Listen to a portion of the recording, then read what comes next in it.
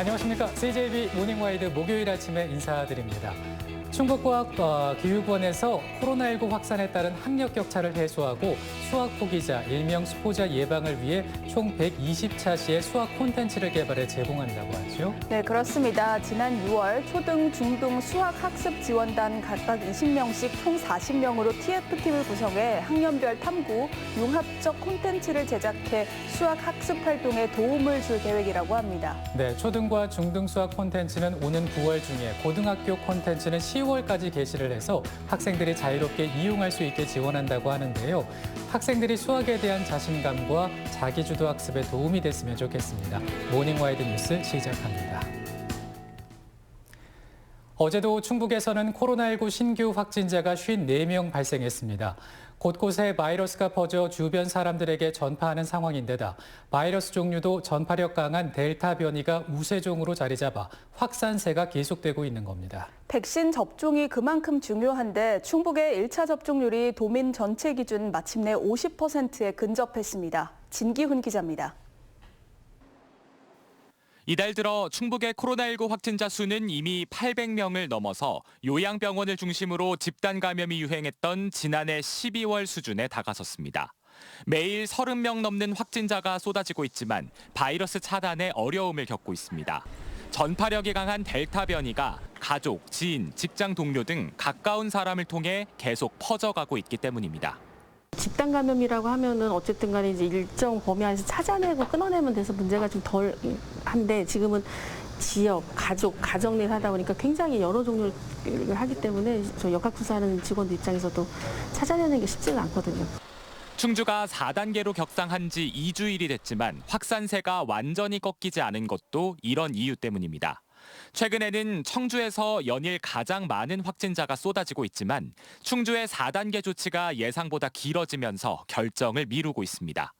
역학조사를 통한 바이러스 차단이 쉽지 않아지면서 확진자 수가 전국적으로 더 증가할 거란 전망까지 나오고 있습니다. 백신 접종이 그만큼 중요해진 상황에서 충북의 1차 접종률은 160만 도민 기준으로 49.5%로 마침내 50% 돌파를 눈앞에 두고 있습니다. CJB 진기훈입니다. 거리두기 4단계 격상으로 하루하루를 겨우 견디고 있던 충주 지역 자영업자들은 더 이상 버틸 힘이 없다고 말하고 있습니다. 짧고 굵게 일주일이면 끝날 것 같았지만 거리두기가 계속 연장돼 이제는 폐업까지 생각할 수밖에 없는 절박한 상황에 내몰렸다고 합니다. 박원 기자가 취재했습니다. 충주의 번화가 중 한 곳인 일명 신현수동입니다. 거리두기 4단계 조치로 영업 제한 시간인 밤 10시가 가까워진 무렵 거리가 한산하기는커녕 텅 비었습니다. 짧게 영업을 해봐야 비용도 건지지 못한다는 판단에 일부 업주들은 아예 가게 문을 열지 않고 있습니다. 손님들은 7시, 8시부터 들어오는데 2시간 영업을 하려고 오픈을 하는 것부터가 말이 안 되죠, 진짜. 최근 확진자가 터져나온 사우나 업계도 답답한 건 마찬가지입니다. 안 그래도 4단계 이후 손님이 대폭 줄었지만 사우나 관련 확진 사례가 이어지면서 시내 지역 26개 목욕탕은 일주일가량을 자체 휴업하기로 결정했습니다. 경영난에 빠져서 할 수 없는 지경에 이르렀어도 저희들은 지금 또 시민들의 안전과 건강을 생각한다면 일조를 해야 되지 않겠느냐.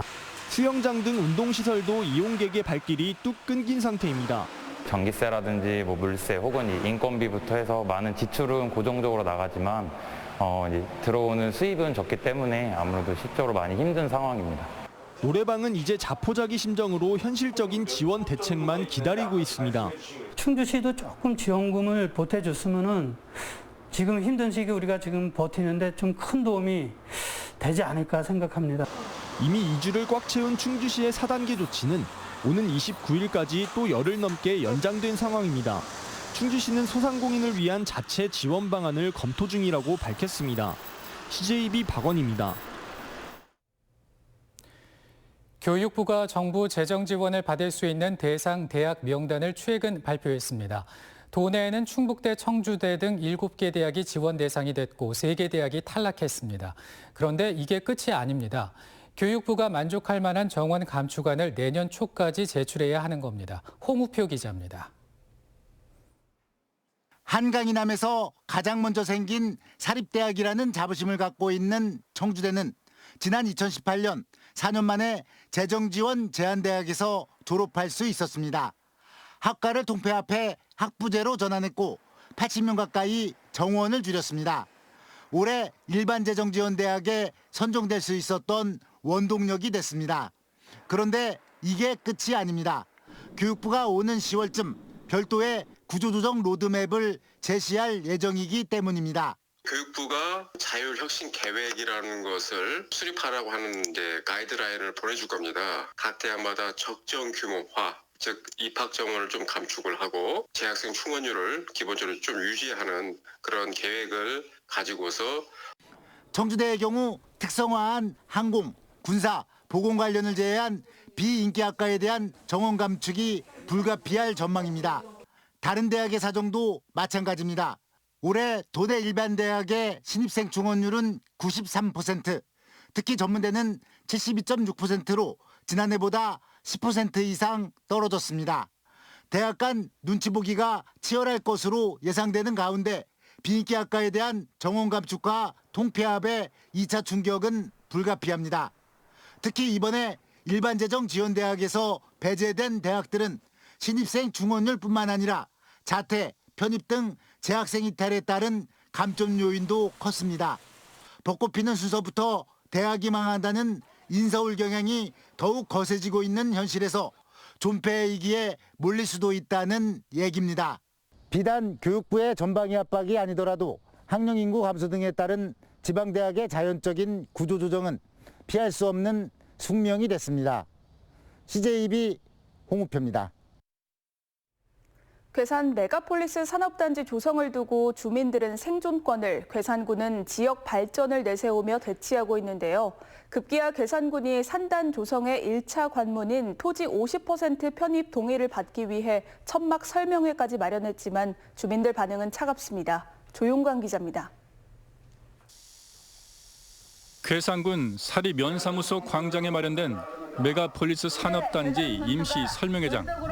바로 20m 앞에서는 주민들이 확성기로 산단 반대 논리를 펴니다. 양측의 맞불 여론전 속에 설명회장은 종일 썰렁했습니다. 회복 불가능한 환경 파괴와 사리 면면을 사지로 내모는 사업으로 당장 중단되어야 합니다. 토지 편입 50%를 두고 군과 반대측 주민 간 여론전이 치열합니다. 현재 10%대인 편입 동의서를 50%까지 끌어올려야 국토부와 충청북도에 사업 승인 신청이 가능한데 주민들은 토지주 70%의 반대 서명을 이미 받았다며 사업 철회를 주장하고 있고 어쨌든 우리는 그 반대쪽에 서서 괴산 군수는 계속 간다고 하니까 확성기를 통해서 우리는 주민에게 이 잘못된 것을 알려야 된다고 생각합니다.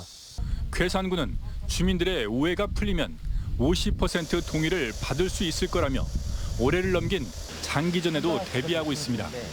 저희가 폐기물 매립장이라든지 업종에 대해서 오해하시고 계시는 부분에 대해서 구체적인 설명을 드리고 있고 이런 설명과 설득을 통해서 토지 편입 동의 50%가 가능할 거라고 보고 있습니다. 이틀 전부터는 산단 조성에 찬성하는 주민 대책위 측에 현수막이 내걸리는 등 산단을 둘러싸고 민민 갈등 양상도 벌어지고 있습니다. CJB 조윤광입니다. 500조 원이 훨씬 넘는 국가 예산을 관장하는 국회 예산결산위원장에 충주 3선의 이종배 의원이 사실상 선임됐습니다. 충북 출신으로는 지난 2002년 민주당의 홍재형 위원장 이후 19년 만인데요. 지역 현안의 절박한 상황을 누구보다 잘 이해하고 있다는 점에서 기대감을 낳고 있습니다. 김기수 기자입니다. 민주당과 상임위원장 배분 협상을 타결한 국민의힘이 의원총회를 열어 예결위원장 후보로 이종배 의원을 선임했습니다. 오는 25일 본회의 선출 절차가 남아있지만 예결위원장은 국민의힘이 맡기로 여야가 합의한 만큼 사실상 결정된 겁니다. 국회 예결위는 500조 원이 넘는 정부 예산의 최종 결정 권한을 가지고 있는 만큼 핵심 상임위로 꼽힙니다.